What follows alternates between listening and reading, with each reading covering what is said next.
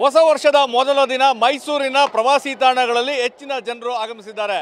ಮೈಸೂರಿನ ಚಾಮುಂಡಿ ಬೆಟ್ಟ, ಮೃಗಾಲಯ, ಅರಮನೆ ಸೇರಿದಂತೆ ಎಲ್ಲ ಕಡೆ ಪ್ರವಾಸಿಗರ ಸಂಖ್ಯೆ ಹೆಚ್ಚಾಗಿದೆ. ನಾವೀಗ ಮೈಸೂರಿನ ಚಾಮುಂಡಿ ಬೆಟ್ಟದಲ್ಲಿದ್ದೇವೆ. ನೀವು ನೋಡ್ತಾ ಇರಬಹುದು ಚಾಮುಂಡಿ ಬೆಟ್ಟದ ಹೊರಭಾಗದ ದೃಶ್ಯಗಳನ್ನು.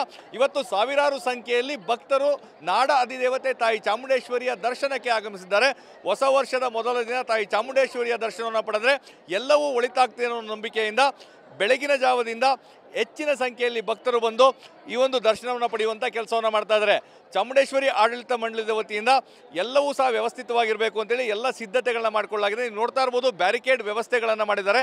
ಸರತಿ ಸಾಲಿನಲ್ಲಿ ನಿಂತು ಜನರು ತಾಯಿಯ ಒಂದು ದರ್ಶನವನ್ನು ಪಡೆಯಲಿಕ್ಕೆ ಬೇಕಾದಂಥ ಎಲ್ಲ ವ್ಯವಸ್ಥೆಗಳನ್ನ ಮಾಡಲಾಗಿದೆ. ಮತ್ತು ಬಿಸಿಲು ಹೆಚ್ಚಾಗಿರೋದ್ರಿಂದಾಗಿ ಆ ಬಿಸಿಲಿನ ತಾಪವನ್ನು ತಡಿಲಿಕ್ಕೆ ಅಲ್ಲಿ ಒಂದು ರೀತಿಯಾದಂಥ ಜರ್ಮನ್ ಮಾದರಿಯ ಒಂದು ಟೆಂಟನ್ನು ಹಾಕುವಂಥ ಕೆಲಸವನ್ನು ಮಾಡಿದರೆ ಒಂದು ವೇಳೆ ಅಕಾಲಿಕವಾದಂತಹ ಮಳೆ ಬಂದರೂ ಸಹ ಅದರಿಂದ ರಕ್ಷಣೆ ಸಿಗಬೇಕು, ಬಿಸಿಲಿಂದ ರಕ್ಷಣೆ ಸಿಗಬೇಕು ಅಂತೇಳಿ ಟೆಂಟ್ಗಳ ವ್ಯವಸ್ಥೆಯನ್ನು ಮಾಡಲಾಗಿದೆ. ಇದರ ಜೊತೆಗೆ ಇಲ್ಲಿ ಪಕ್ಕದಲ್ಲಿ ನೋಡ್ತಾ ಇರ್ಬೋದು, ಒಂದು ದೇವಸ್ಥಾನದ ಮುಂಭಾಗದಲ್ಲಿ ವಿಶೇಷವಾದಂತಹ ಬ್ಯಾರಿಕೇಡನ್ನು ಅಳವಡಿಸಿದ್ದಾರೆ.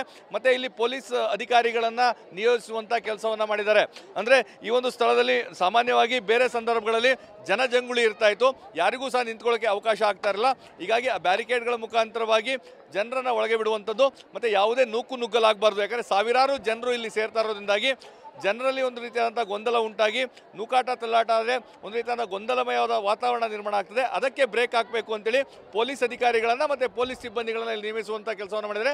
ಮತ್ತು ಈ ಭಾಗದಲ್ಲಿ ನೀವು ನೋಡ್ತಾ ಇರ್ಬೋದು, ಅತಿ ಹೆಚ್ಚಿನ ಸಂಖ್ಯೆಯಲ್ಲಿ ಭಕ್ತರೇನು ನಿಂತಿದ್ದಾರೆ. ಇವ್ರು ಯಾರಿಗೂ ಒಳಗಡೆ ಹೋಗಿ ದರ್ಶನ ಪಡಲಿಕ್ಕೆ ಅವಕಾಶ ಸಿಗ್ತಾ ಇಲ್ಲ. ಈ ಕಾರಣಕ್ಕಾಗಿ ದೇವಸ್ಥಾನದ ಹೊರಭಾಗದಲ್ಲೇ ಇಲ್ಲಿರುವಂತಹ ಒಂದು ಏನು ಈಡ್ಗಾಯಿ ಹೊಡೆಯುವಂಥ ಸ್ಥಳ ಏನಿದೆ, ಈಡ್ಗಾಯಿ ಹೊಡೆಯುವಂಥ ಸ್ಥಳದಲ್ಲೇ ಜನರು ತಮ್ಮ ಪೂಜಾ ಕೈಂಕರ್ಯಗಳನ್ನು ಮುಗಿಸ್ಕೊಂಡು ನಾಡದೇವತೆ ತಾಯಿ ಚಾಮುಂಡೇಶ್ವರಿಯ ಹೆಸರಿನಲ್ಲಿ ಪೂಜೆ ಸಲ್ಲಿಸುವಂಥ ಕೆಲಸವನ್ನು ಮಾಡ್ತಾ ಇದ್ದಾರೆ. ಅಂದರೆ ಗೋಪುರದ ಮುಂಭಾಗದಲ್ಲೇ ಪೂಜೆ ಸಲ್ಲಿಸಿ ವಾಪಸ್ಸಾಗುವಂಥ ಕೆಲಸವನ್ನು ಮಾಡ್ತಾ ಇದ್ದಾರೆ. ಯಾಕಂದರೆ ಕೇವಲ ಮೈಸೂರು ಅಥವಾ ನಮ್ಮ ರಾಜ್ಯದ ಜನ ಮಾತ್ರವಲ್ಲ, ಬೇರೆ ಬೇರೆ ರಾಜ್ಯಗಳಿಂದಲೂ ಸಹ ಸಾಕಷ್ಟು ಸಂಖ್ಯೆಯಲ್ಲಿ ಜನರು ಆಗಮಿಸಿದ್ದಾರೆ. ಹೀಗಾಗಿ ದೇವಸ್ಥಾನದ ಹೊರಭಾಗದ ದೃಶ್ಯಗಳನ್ನು ನೋಡಿದರೆ ಸಾವಿರಾರು ಸಂಖ್ಯೆಯಲ್ಲಿ ಭಕ್ತರು ಇಲ್ಲಿ ಜಮಾಯಿಸಿದ್ದಾರೆ. ಇವರು ಯಾರೂ ಸಹ ದರ್ಶನವನ್ನು ಪಡೆಯಲಿಕ್ಕೆ ಸಾಧ್ಯವಾಗದಂತಹ ಪರಿಸ್ಥಿತಿ ಇದೆ. ಹೀಗಾಗಿ ಸರತಿ ಸಾಲಿನಲ್ಲಿ ನಿಲ್ಲದೆ ಈ ಗೋಪುರದ ದರ್ಶನವನ್ನು ಮಾಡಿಕೊಂಡು ಮತ್ತು ಹೊರಗಿಂದಲೇ ಕೈ ಮುಗಿದು ವಾಪಸ್ ಹೋಗುವಂತಹ ಕೆಲಸಕ್ಕೆ ಇವರೆಲ್ಲರೂ ಸಹ ಮುಂದಾಗಿದ್ದಾರೆ. ಹೀಗಾಗಿ ಮೈಸೂರಿನ ಎಲ್ಲ ಪ್ರವಾಸಿ ತಾಣಗಳಲ್ಲೂ ಬಹುತೇಕ ಇದೇ ರೀತಿಯಾದಂಥ ಪರಿಸ್ಥಿತಿ ಇದೆ. ಹೀಗಾಗಿ ಮೈಸೂರಿನ ಚಾಮುಂಡಿ ಬೆಟ್ಟವನ್ನು ನೋಡೋದಾದರೆ ಅಂದರೆ ಹೆಚ್ಚಿನ ಸಂಖ್ಯೆಯಲ್ಲಿ ಸಾಮಾನ್ಯವಾಗಿ ವಾರಾಂತ್ಯಗಳಲ್ಲಿ ಶುಕ್ರವಾರದಂದು ಅತಿ ಹೆಚ್ಚಿನ ಭಕ್ತರು ಆಗಮಿಸ್ತಾರೆ. ಆದರೆ ಇವತ್ತು ಹೊಸ ವರ್ಷದ ಹಿನ್ನೆಲೆಯಲ್ಲಿ ಅತಿ ಹೆಚ್ಚಿನ ಸಂಖ್ಯೆಯಲ್ಲಿ ಭಕ್ತರು ಆಗಮಿಸಿದ್ದಾರೆ.